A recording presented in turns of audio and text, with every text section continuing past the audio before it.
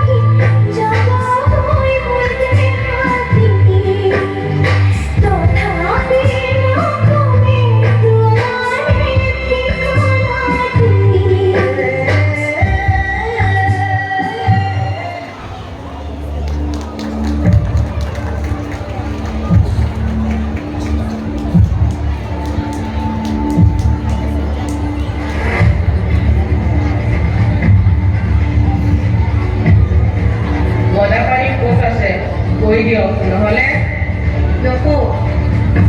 বৰফুকন চাওদাৰসকলক মাতাৰ ব্যৱস্থা কৰক। মই নাজানো আৰু জানিলেও মই নগলোহেঁতেন। আকাশৰ জোনবেলি, সাগৰ মহাসাগৰ, নদ নদী তল ওপৰ হ'লেও মই মোৰ স্বামীৰ বতৰা নকওঁ। চাওদাৰ লৈ যা তাইক।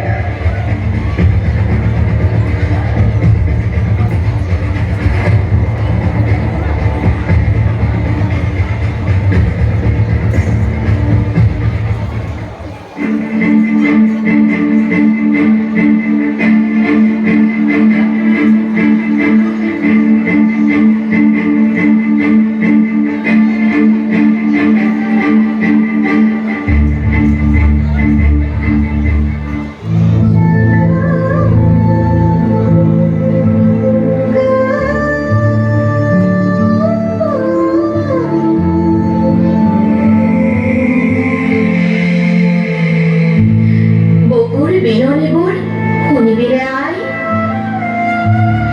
ৰজা ঘৰিয়াল পাকচক্ৰত জেৰেঙাৰ বুকুত মই যেন ঢলি পৰিম।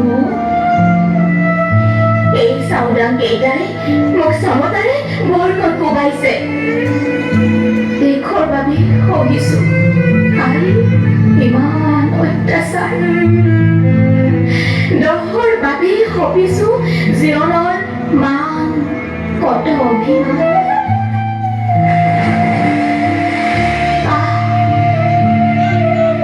জ্বলিছে জ্বলিছে, মোৰ দেহটো দপ দপকৈ জ্বলিছে।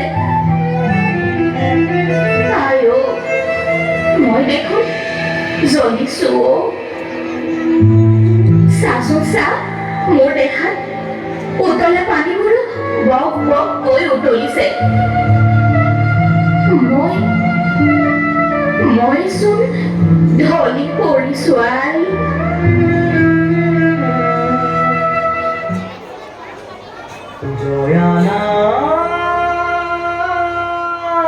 জয়ানাই, জয়ানাই।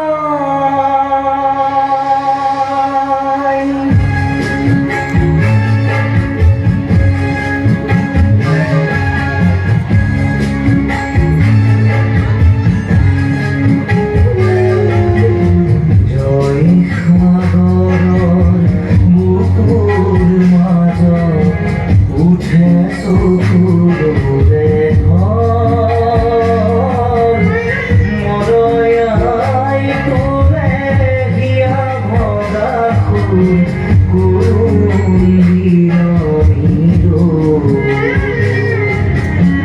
জয়ানাই, জয়ানাই,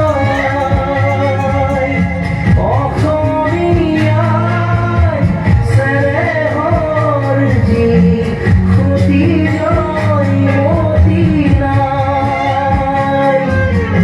জয়ানাই, জয়ানাই, জয়ানাই, জয়ানাই।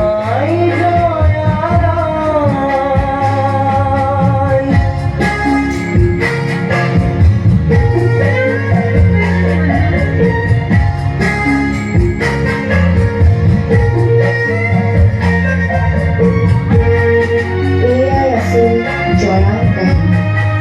নাৰীৰ সৰলতা, গভীৰতা, দৃঢ়তাৰ চূড়ান্ত নিদৰ্শন। আমাৰ জয়মতী মহিমুখী জয়মতী, যি নিজৰ প্ৰাণ পৰ্যন্ত বিসৰ্জন দিও স্বামীৰ দায়িত্ব, উন্নতি, দেশ আৰু দহৰ মুকুতি পথৰ সন্ধান দি থৈ গ'ল।